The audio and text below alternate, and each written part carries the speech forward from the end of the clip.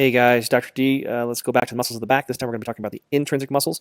Learning objectives pretty much the same as extrinsic. We're going to talk about the attachments, actions, and innervations. Some terms that I want you to know for this round in particular will help you identify the muscles. They are things like coli means neck, capitis is head, costalis ribs, lumborum lumbars, and thoracis is thorax.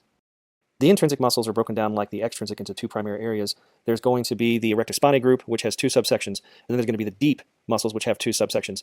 And you can tell there across the top are some of those terms we just reviewed that are subsections of one of those muscles within those groups. We're going to go over each of these muscles as we walk through this module, but I really would like for you to focus on the groups they're in and what their primary actions are. So this first group is going to be the superficial layer of the intrinsic muscles, the splenius group, if you will. And we're going to start off by describing the splenius capitis. See the word capitis? That means it's going to go up to the head, right? It attaches to the mastoid process. Then we're going to talk about the next section that goes splenius cervicus, right? So that gets into the cervical spine. This one's going to attach the transverse process to the C1 and C2 vertebra. And it's also going to go attach to the nuchal ligament, which is the mohawk of the back, right? Runs all the way down the back of the spine like a mohawk. Here we have the intermediate layer, which is the true erectus spinous group.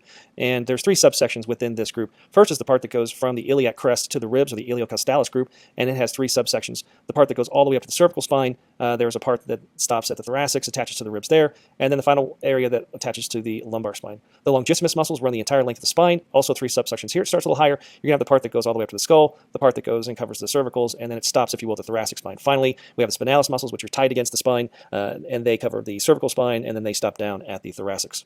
I'll give you a little broader view of this intermediate layer. You can see how we run all the way from the sacrum along the spine on either side up into the cervicals. And we're going to tap on top of this now the iliocostalis group. And collaboratively, they help accomplish the motions. It's not independent at all. They work together. Motion for this group includes side bending and rotation of the neck, if you will, and the skull on the neck. Also is responsible for flexion and extension, particularly those muscle groups that are up high and have the word capitis or cervicis in their name. If you have a muscle that has thoracis, lumborum, costalis within their name, they're probably going to be more primarily responsible for flexion and hyperextension of the spine. This group's also going to be responsible for side bending.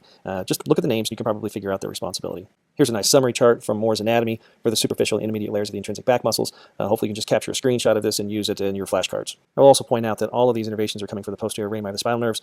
The next section, we go over lymphatics and venous supply. I'll cover the nerves a little stronger. Deep layer of the intrinsic muscles. Of course, we have those categorized as deep, and then we have those deeper than that, or minor deep.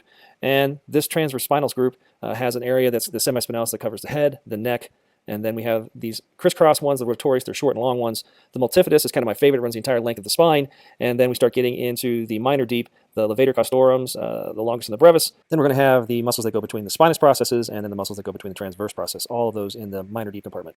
A little more on these minor deep muscles with a different view here. So they're pretty simple. They go between the transverse process, or they go between the spinous process. Their primary job is to stabilize the spine and for proprioception.